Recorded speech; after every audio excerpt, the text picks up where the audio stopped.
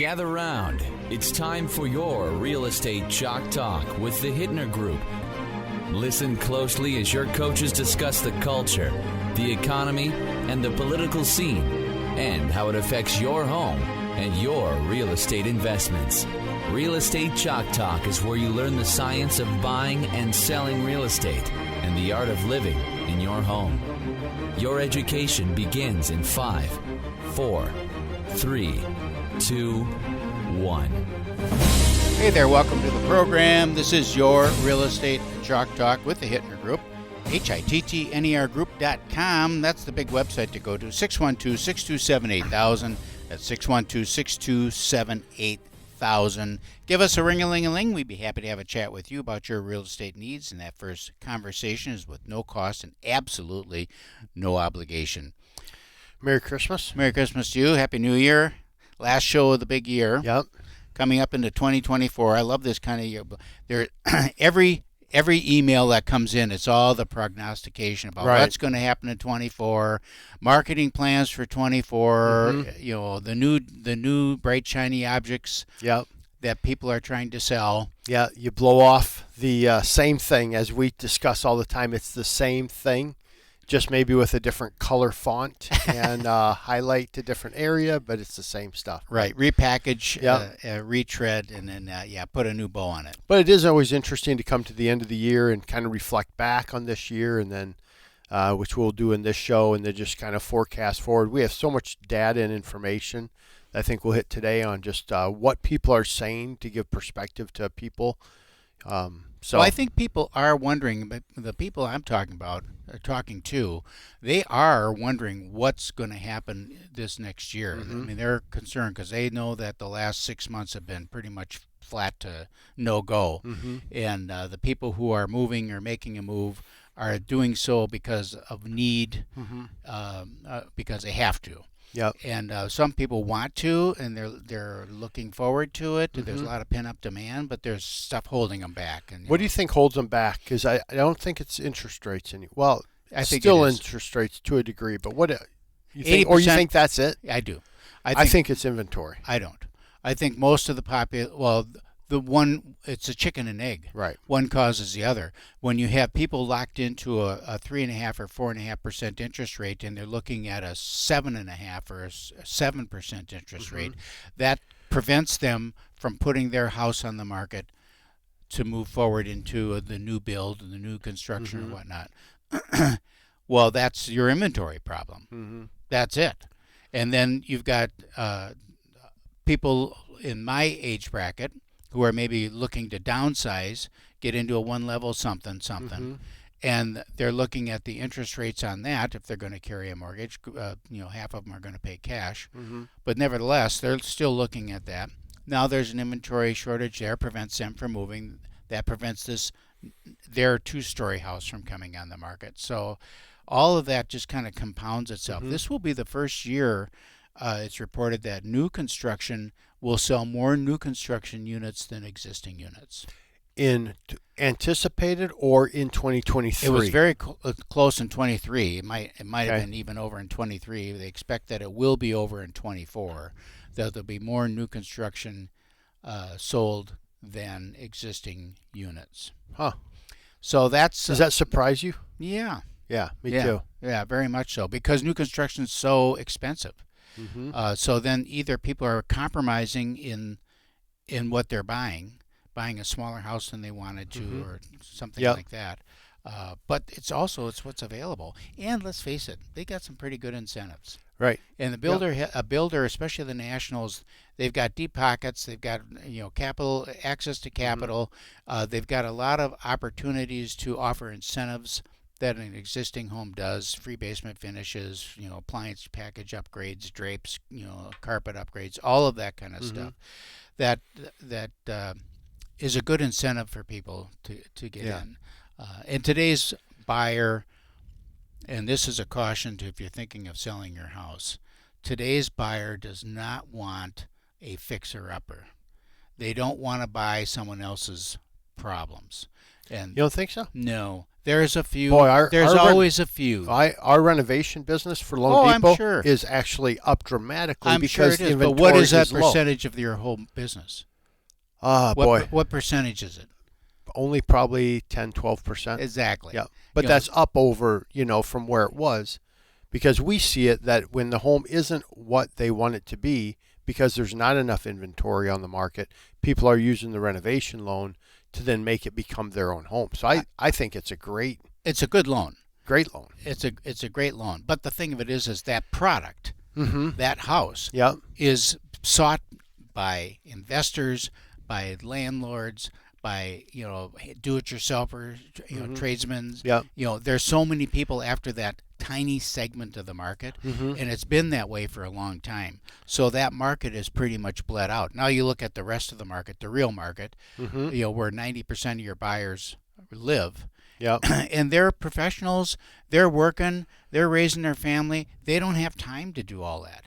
Or they don't have the expertise. So that means they got to go pay someone to do it. And now it's suddenly not that affordable anymore. So, no, they want it done. No one wants to buy somebody else's toenails, right? And that's what you do when you move into a house that's got old carpet. You're buying somebody else's toe clippings. And then It's really gross, actually. well, I mean, that's what the truth of the matter, and you can vacuum it all you want. And then and the paint and the paint colors and all that stuff. So when you're getting your house ready, if your carpet is 5 years old or older, it's not new carpet anymore. Well, we just put it in. Yeah, it's 5 years. That's not just. Right. That's not just. 2018, we put that in. It's just brand new. Yeah. Still has that new carpet smell. So you got to get it ready Yeah. because they want to move in. They want everything to work. They want it to be clean, and they want to get on with their lives. So just be careful about that. The other thing is that, and we'll get into it because we're going to have a conversation about pricing and about where the market's going from a valuation standpoint. Yeah. Be very, very careful about pricing. Yeah. Because this normal January bump that we always expect is not here. We have 3. Do you expect? No. Okay. No, it's not I don't here. either. I'm not, because we're seeing properties sit on the market now, Keith, that you just kind of go, holy cow, we are not getting any. There's no activity. I don't know why. What let's makes just talk about that January? So I look at our stats and I look at days on market. Yeah. Days on market is about 40 days on market. So that really. What about Is suburban? it real? It's 40 now? Yeah, 40 Okay. days on market suburban. All right, Okay. or 7-county metro, 40 days on market. So then I look at, I thought, well, I'm just going to look at Eagan. And when I look at Eagan, I want to look at the homes that are for sale, single-family homes for sale in Eagan, with no contingencies on them. They're actually for sale. And a couple different price points. Okay. So I looked at under 500,000. All right, homes on the market in Eagan under 500,000. Okay. Right. There's 7. No. 7. That's it. 7. 7 homes. 7 under 500,000. 500K. All right. The average days on market of those 7 homes, 76 days. 76 days. Now, admittedly, at this time of the year, homes on the market that are on the market for 76 days. Do you think they've prepared those homes like we said? No. Those homes all have a little hair on them. So you look on the pictures, they've got old appliances, they've got old carpet, you can see some stains in the carpet. They're not your pristine house. And they got a little over their skis On the price. So let's look at the homes now from 500 to 750. All Okay. right? 500 to 750. How many do you think there are? 15. Wow. 15. That seems to be more the wheelhouse for Eagan. All right. 500 to 750. Average days on the market? 60s? 75. Gee. 75 days on the market for the homes that are actually available. There's only one home on the market that's over 750 right now. Okay. $2 million. Wow. 10-acre place. Nice. With big 4-car garage and 5,000, almost 6,000 square feet finished. Nice looking house, nice How- area. What? How long has it been on the market? How long do you think? 80 days. Days on market. Let's find this. And what was the sale price? price on that one? $2 million. $2 million. Oh, I bet longer than that even. It's been on the market 100 and some days. I can't find it on my sheet here now. 190 days on the market. Wow. I mean, So what do you think on these? Because here, no, it is 93 days. 93? 93 days on the market. Oh, cumulative days on the market, 118. I knew it was over 100. They did a little price reduction. 118 days on the market. Wow. Well, we'll have some questions next segment. Okay, when we come back, this is your Real Estate Chalk Talk with the Hittner Group. 612-627-8000, 612-627-8000, and we will be right back. Welcome back. Thanks for staying with us. 612-627-8000 is the phone number to call. 612-627-8000. Give us a ring-a-ling-a-ling. Be happy to chat with you, or go to hittnergroup.com, Hittner Group. That's all one word, hittnergroup.com. All right, so we were talking when we went out to break about days on market. Just a little summary here of where we are with inventory. Just before the show, I went on the 7-county metropolitan area, and I just did a search for single-family homes, and existing and new construction. Okay. That were not to be built or anything like that, ready to go with Okay. no contingency. There was 6,000, almost exactly 6,000 and just So inventory's up. a change. Yeah, because last year at this same week there was 4,800. I mean, so that's a heck of a nice increase. Yep. In terms of now. So you talked last segment, Kelvin, about the shortage of inventory being the problem. Well, the inventory is growing, so that tells me that that's probably not the problem. Yep. There's something else, and there's such a dynamic of things going on. The days on the number of units that sold this week was 539, as opposed to 544 a year ago. So just about flat. It's about the same, no change.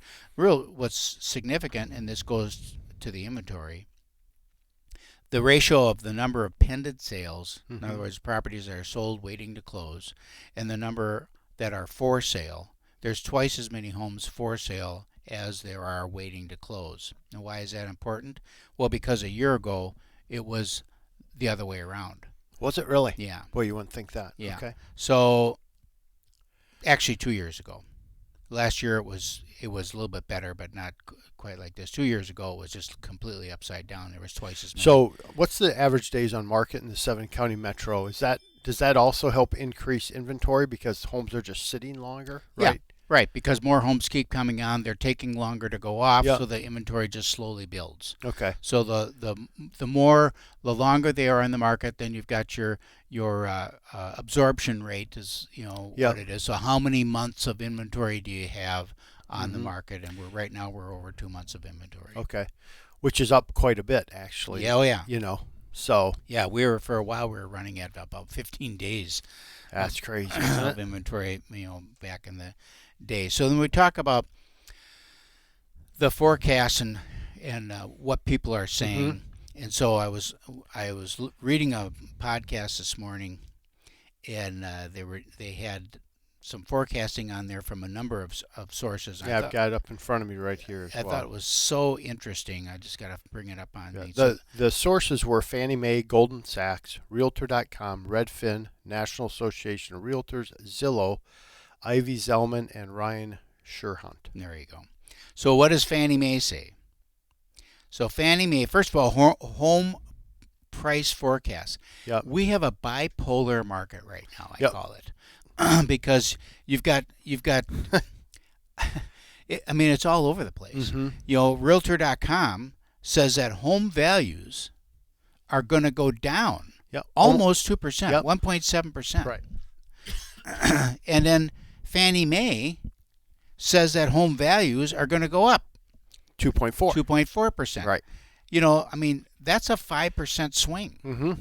In forecasting. Goldman Sachs, Yep. they say it's going to be up a little over 0.5%. So pretty flat. Well, pretty flat, which stands to reason. Redfin says it's going to be down, a point.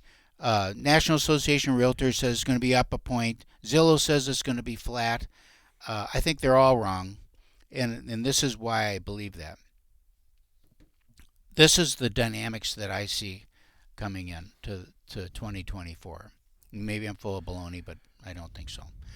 We have an election year. Yep. So the powers to be are the incumbent group are going to do anything they can to make things look good. Okay. All right. Housing is 30% of the economy. So that's going to be a target because that's where people, that's where they live. Right. So you got a young couple want to buy a house for their family, and right now it's kind of out of reach because of costs, inventory, interest rates, a number of things. High credit card debt. A lot of things are making it out of reach. Student loans now are back in where you got to pay those student loans. Yep. It makes it tough. Yep. Then you've got the uncertainty that an election year in general creates. It's just that. So it tends to make people who are in a house and secure in their home say, something, I'm just going to wait and see what happens. So you've got, that whole thing. Well, what I just said there was a restriction of demand of supply. Restriction of supply. Right. Okay. Because if I've got people who are saying I'm going to wait, Yep. I'm comfortable in my house, I'm going to just wait, that now takes a home off the market. So you've got that restriction of supply. The Fed is going to do some interest rate reductions this year. Yep. All right. So that's going to bring interest rates down. The interest rates down for the new guy coming out of. Now we talk a lot about how people are mortgage rate lock. So they're in these houses now. They're not going to move up because they're in there at 3.5%, which is like 80% of the country's under 4%. Under 4. Yep. So they're just not going to move up because they've got this low rate and they're just going to ride it out. So, but the new kid coming out of college, he doesn't have that. Right? Right. Yep. First-time home buyers, they don't have that. They're paying rent. Yep. So they don't have that. And they see high rents. And so they see high rents, and rents always are increasing. Yep. They're not going down.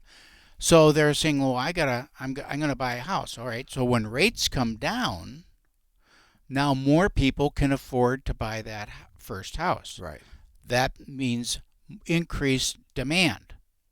So we've just stated that we're going to have a reduction in supply and an increase in demand. By definition, what's that mean? Prices are going to go up a little bit. Right. So when people say that prices are going to go down 1.7%, boy, I hope not, because if prices go down 1.7, the whole economy as a whole is in a lot worse shape than we want it to be. Right. Well, but we were talking at coffee, Keith, and the Mortgage Bankers Association say we will run into not a real deep recession, but we'll run into a recession first half of 2024. So that would fall in line with maybe prices not increasing. I mean, what's your prediction? You have all these in front of you. What do you think? I think we're going to see I'm looking at a 3%. Really? Yeah. I think we'll see. I think a year from now we'll see our home values, average home values. Now I'm talking about the same price. Here's the other thing they do. Keith Henry Hittner. Yep. I got that marked down. 3%. Write it down. It's 3%. It's flat. It's got to follow. That's inflation. So when inflation is at 2, their target is 2% for the Fed, and they're like quote unquote approaching the target. Well, that's funny numbers too. For one, that's because they're not talking about groceries. They're not talking about the things that people actually buy. Yep. So you've got inflation that's running at stiffly at 3%. Lumber costs are not going to go down. Labor costs, you got people striking, and we just had in California, it just went into effect. $20 an hour for restaurant workers. Wow, that's the minimum wage. Wow, $20 an hour. Wow. Pizza Hut just laid off all their drivers. $20 an hour. They can't pay $20 an hour to have a driver. So they're outsourcing it all to Uber Eats and all those the delivery services. Smart. Yeah, Oh, Yeah. you got to do what you. See, but we're a resilient country, right? Yeah. So that happens. You go, okay, what's the workaround? I mean, you and I. What is the look at workaround? I mean, Yep. we have 20-year history. What's the workaround? What's the workaround? We'll find a way. Yep. So Well, it's not like just and as long as everybody has the same set of Yep. rules, then I love my chances. It's And just I'm when saying things are that the uneven. buyer is the same way. Mhm. In this market, they'll find a way. Yep. And that is that demand on that product. People aren't going to just fold their hands and say, "I'm not going to buy a house this year." Right.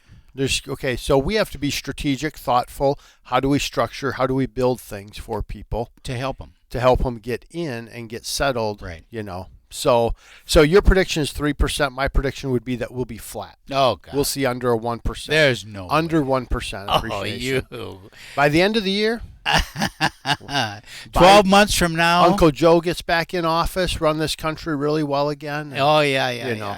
no. And then here's the other thing, depending on the results of the November, Yep. all we need to do is have a change. Mm-hmm. You know, and we have a change, and Uncle Joe is out, and new guy is in. Mhm. Whoever a new guy is, Yep. you're going to see the economy bump. Absolutely. You know, no Yep. matter who. It doesn't matter who it is. No matter who it Yep. is. I agree. All right, this is your Real Estate Chalk Talk, 612-627-8000, 612-627-8000, 8,000. HittnerGroup.com, HITTNER Group. It's all one word, HittnerGroup.com. We'll be right back. Welcome back to your Real Estate Chalk Talk with the Hittner Group, 612-627-8000. Last segment we were talking about demand and supply and what the expected prices were going to be at the end of the year. Forecasting, Kelvin said, no increase this year. I said less than 1%. I laugh. Under 1%. I laugh. I'm going to write that down. Under 1%. All right. Or And I say it's going to Okay. be around 3%. yeah. So now we look at, this is why I say bipolar. Okay. Okay, so you got people saying that prices are going to go down. Some people, Home prices. home prices, yeah. That's what I'm saying. So home if prices. you're going where okay, go ahead. Home then prices I'll are going to correct- go down. I'll correct you. Then I look at home sales. All right. Right. So if home prices are going to go down, that would indicate to me a softening of demand, because home prices would fall if we have softening of demand. Not Demand. necessarily. Well, of course. Not necessarily. That's basic economics. Well, Less demand, prices go down. So Fannie Mae, we had 4.3 million annualized home sales this year. Yep. And Keith always likes to say, well, it's local. You know something? The Twin City market pretty much tracks with the national market. okay. And you can't ignore in macroeconomics, you can look at microeconomics, your local market, target market, but that doesn't mean you can ignore the national trends. Right. So the national 4.3 this year in 2023 annualized number. What do they forecast for next year? Well, Fannie Mae says 4.8 million. Okay. So that would be an increase. It would be an increase. Increase of units Of sold. units So sold. how many widgets were sold? Right. The price of the widget could be less, but more. Fannie Mae thinks more will be sold. Go to Redfin and The compare National those. Association of Realtors says 4.7 Yep. units, million. And they think, yep. And Redfin says 4.3.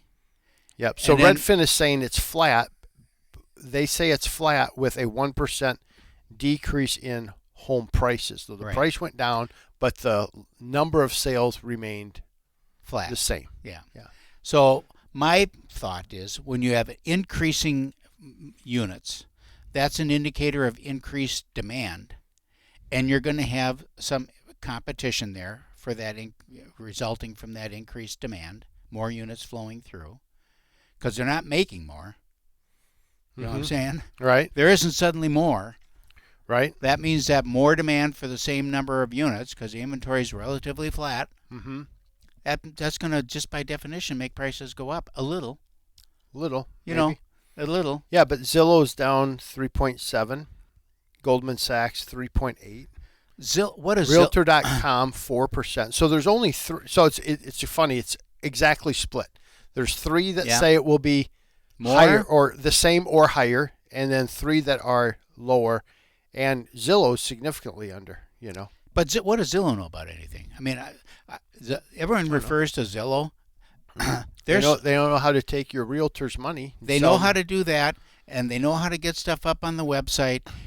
But as far as being a indicator of value, not very good. Not very good. Gotten a little bit better over the years, but not a lot. Used to be really off. Used to be really wonky. Wow. So it's you look at that. I'll give you an example. So we get a text message last night from a Remax agent. Hilarious. Yep. Now there's two storylines here. Yep. One of them is the Zillow storyline. We'll stick with that for a second. Okay. So all excited because we got this house coming on the market. Wants to know when it's going to hit the market. Yep. Well, we sold that house 4 years ago. It's not coming on the market. That's what's on. So it's a sold property. It's sold 4 years ago. 4 years ago. But they saw still on Zillow. Nice. For sale. Still on Zillow. Love that. So an agent. Now here's the second story. And this is the quality. The most disturbing. The most disturbing part of it. Yeah. We talk about all these lawsuits and how we're gonna lose half of our agents because of the lawsuits and this, that, and there. Well, we should lose half of them. I mean, let's be real. We should lose half because here's this guy, Yoko, calling up. When's it coming on the market? Looking at Zillow. It's like, what are you doing? What are you doing looking at Zillow, for crying out loud? Do you think that's the website? He doesn't even know that that's not the website. Look on our MLS where real live agents put homes that are for sale, right, or that are coming soon, and you can see them in there. That's the real live inventory. Yep. Never dawned on them to look there. That's the purest, right? That is the quality of the person out there. But so selling our property in Woodbury, I send you the report where it shows where you're seeing like, hey, where do most people find our home? Zillow. I know it. And it is not close. I know it. They're very good at shocking. They're very good at aggregating and getting eyes on the screen. Yeah, I will say that. Very good at it. But then, I could go on a real rant about the quality of the people out there in our industry. But that's a violation of our code of ethics. So tell me, give me. I want to run down a road real quick with you. Give me your prediction on what happens if. First question: Is Biden the nominee for the Democratic Party? Oh golly! And I'm going to go down presidential. They're running out of time there, so I would say no. You don't think he will be? I don't think he'll last. Yeah, I think he's going to get washed out. Either that, or they're just going to say, "Let's throw the towel in on this cycle." Yep. And they could do that. Just knowing that he's not going to win. He's already way down in every poll. Almost no matter who's against him, he's losing. So, yeah. Okay. So I kind of feel the same way. I just don't know how they keep him, but they've got to make a move shortly. I mean, quite honestly, you can't even get on the ballot in some states if you don't get going pretty quick. So if he were to, but if for some reason he remained, what happened? What do you think occurs with home prices, rates, economy? And then if it went the Republican nominee will most likely be Trump because he's so far ahead. You got Nikki Haley and DeSantis, I would say, on his heels, but they're not on his heels. They're not. They can see him in the distance. As they look at his back, they see a cloud of smoke. Behind him. But that's it. And then you got so those two, and then the third independent is Kennedy. When you run all three together. I'm curious what your thought is on how. So first, hit the economy with just Republican and Democrat, and then I'll go to Republican and Democrat. Trump will win. I don't see how he loses. I think Trump will win if he is the candidate. Within 6 months, you'll see a completely different economy. So you're saying 2025 because he's not president until 2025. Okay. Yeah, you'll see a completely different economy. Ukraine will be done, will be over with. You'll see the Middle East will suddenly disappear as an issue because he'll make sure of that. You'll see the economy will be back on track. Inflation will be back down. We'll be energy independent. We'll be building again. We'll be doing infrastructure deals. This guy's a builder, and he knows, and he doesn't have to worry about a second term. So he'll go in there and just raise holy hell and get things done. Yep. All right. Then, if there Kennedy's in the mix, Okay, throw Kennedy in the mix and give me one. Have you listened to him? I've listened to a lot of Kennedy's stuff, Okay. and I actually like what he has to say. Okay. I like what he has to say. Yep. If he was the Democratic nominee, Biden washes out, Kennedy steps in, Trump's in trouble. Agreed. Trump's in trouble. Agreed. Because but Kennedy is too on the outs with his own party. Yeah, that's why he's running as an independent. Yep. I mean, he's on the outs with his own party. I think an unbeatable team would be Trump and Kennedy on the ticket. I don't know if either one of them has the stomach for that. Yep.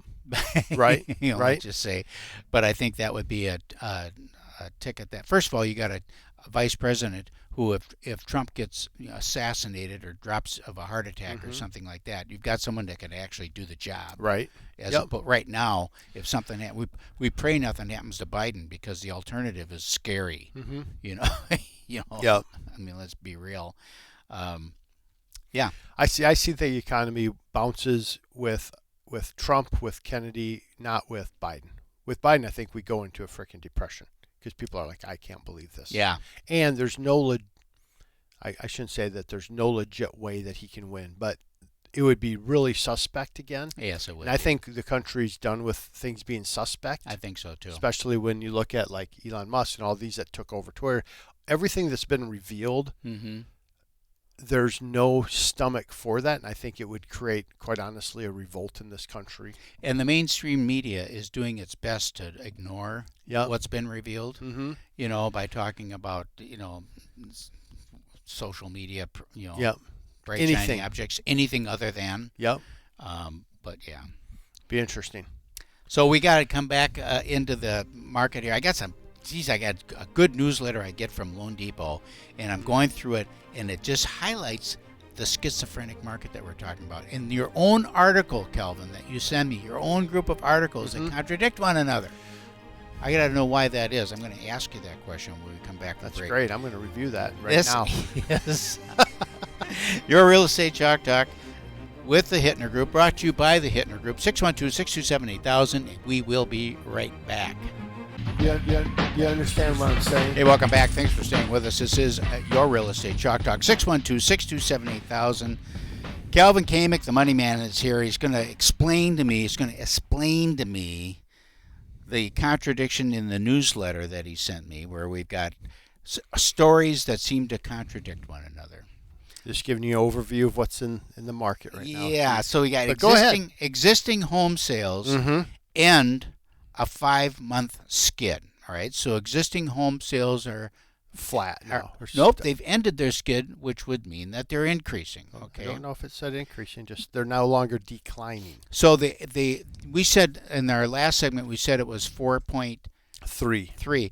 In this article, it says 3.8, which is more like what I've been hearing. Maybe 3.8 million analyzed units per the National Association of Realtors. All right, and so now everybody's forecasting above that. But somehow prices are going to fall. Just doesn't make sense to me. Doesn't make sense to me. All right. New home sales plunged to the lowest level in a year. This is new homes. This is an article, one of the segments in your newsletter, Calvin, that you send to me, which I actually like. It's actually really good. It is very good. New home sales plunge to the lowest level in a year, to 590,000 annualized pace. So basically it just means new construction is slowing down. New construction plunges. All right. Where's that article from? Who wrote that one? That doesn't say. Okay. So now we have in the next little article in your newsletter, it says improving housing conditions in 2024. Nice. Confidence among home builders and a 4-month slide. Yes. Confidence for 2024. Always coming in the new year, good attitude. All right. So then the reversal. So on one article you say that the new home sales are plunging, which is a bad thing. Arrow down. Yep. The next article is improving housing conditions for new construction. Yep. Arrow Feeling up. good. So being positive. In the same newsletter. Yeah, but speaking life, speaking truth. Okay. To the future. Yeah, you would like that. Yeah. And then the next article, housing starts hit 6-month high. Housing starts. Housing starts. New housing formation hitting a 6-month high. So with that, I mean, I've got articles here from your newsletter, Mr. Yeah. King, Oh yeah. Yeah. Yeah. all indicating that home prices should have a good base and improving over the course of the next 12 months. And yet you say that home prices are going to be flat. I say there'll be less than 1% Less increase. than 1%. Just so, because this is the money segment, we always want to capture it because we use it.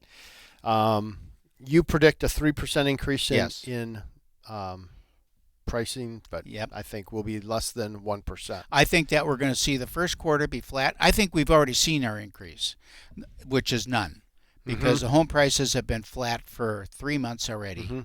And and they'll continue to roll forward until we see the impact of that reduction in interest rates. Do you think people are still over? You use the term over their skis when listing a home and pricing. Do you think people are in your industry like backing off a little bit, so we're getting better prices coming on because you're seeing so much price reduction? I think that yes. Okay. I think that the smart agent who's doing a good job of consulting with his client is being very careful about pricing. Okay. Because there has been no increase, no change, relatively speaking, in the last 6 months.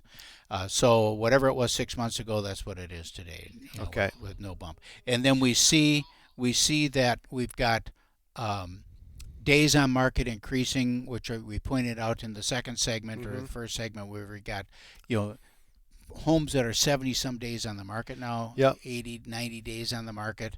Yeah. That's crazy to me. 76 days on the market for under 400, and then 500 to 750 sale price. Only 15 on the market in Eagan, 75 days on the market there. So that's an indication of price.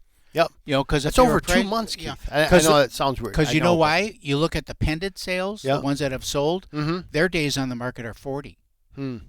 So correctly priced properties are selling in 40 days. Incorrectly priced properties are sitting.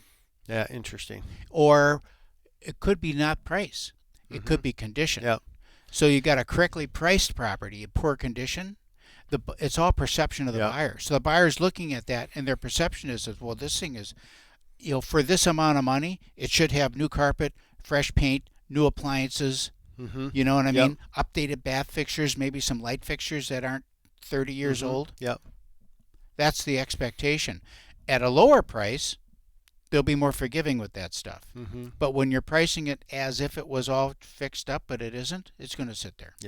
Yeah, for sure. Well, let's get into some predictions for mortgage rates for next year. So again, in the same article from BAM, it had mortgage rate predictions from Fannie Mae, Realtor.com, Redfin, National Association of Realtors. Everybody has their opinion, but the consensus is high sixes. And high sixes. 6.7, 6.8, 6.8, 6.3. Now, is that enough? Now, I read from the MBA that they said that it's got to be 2%.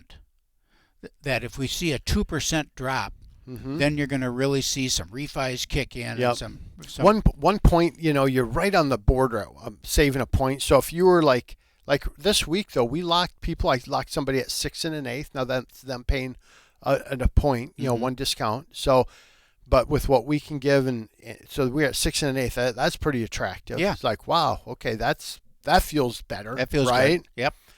So if you were at 7.5 or higher, it's probably, we're having some conversations with people saying, hey, should we do it? But again, the whole thing is, well, do we want to do it yet? Do we not? Now, the good thing is we have a lifetime guarantee with our people, so they don't pay lender fees or appraisal fee, but there's still some title charges. There's still Minnesota recording. There's still fees. Some costs there. Right. And you're flipping the escrows and stuff like that, but it's starting to come a little bit. But I was shocked a little bit that everybody's prediction, I'm looking here at the Mortgage Bankers Association as well, everybody's saying kind of we're being that 6% range. And we were really hoping if we could get in that high fives, I would be happy living from 5.5 to 6.5, give me that 100 basis point, and if I can swing there for the rest of my career, I would be super happy.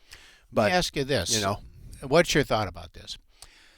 We went through a period where when people were buying after COVID, during COVID, and even a little bit before that, since about 2012, and they've been buying with a lot down. So we have a lot of equity. we have a lot of equity. A lot of Yep. equity in our homes right now. Average equity in a house is over $100,000. Yep. Wow. But we also have the credit card debt is over $1 trillion. Went over $1 trillion for the first time ever. So Yep. we've got this credit card debt, Yep. $1 trillion at 25%. You've got equity, $100,000 equity in home mortgages locked in at under 4%, Yep. 4%. Does it make sense now for people to say, look, rates are now going to be in the low sixes. I can get a rate in the low or mid sixes. Do I bump it up 1.5 or so on my mortgage and get rid of this 25% number? Use some of that equity there. I'm still in a relatively good debt to equity position, but my monthly nut has come down substantially. Dramatically. Yep. We have a tool that we do that in. So we can take their balances, their average credit run that card, calculation? and run the calculation. Oh. And it just says yes or no, or Right. this is how many months it takes to recover, all of that. Right. So if you're in that situation, you're listening to the show, or you know somebody that is, maybe it's your son or your daughter just getting through the holidays, just like, and you hear them talking about, oh my gosh, the credit card debt, I don't know what we're going to do. Right. That's a great conversation, because there is equity. And I did one yesterday, Keith, where it was somebody called in on an investment property because their property taxes went up so much in St. Paul, and their homeowner's insurance went through the roof. Wow. So now this is an investment property. Yep. They're renting it out. You can only increase your rent by 3% in St. Paul. And now they're underwater cash flow wise because they rented out it was pretty tight one, and then they get that increase and they're like, So what can you do for them on that situation? Cash out. We're doing a rate and term refinance, 5.99 on a 15-year. Okay. Great deal. But now what rate are they in now? 6.375. Okay, so their rate is actually, so they went from 15-year.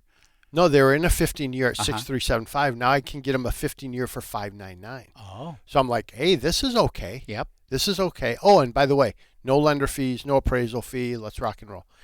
No brainers. So there are situations coming about now, as you're talking about credit card debt, that if we can pop up to, maybe it's 6.5 that you're looking at, but boy, it makes some sense. Sure makes some sense. So let's have the conversation at least. And again, everybody is predicting, again, mid sixes.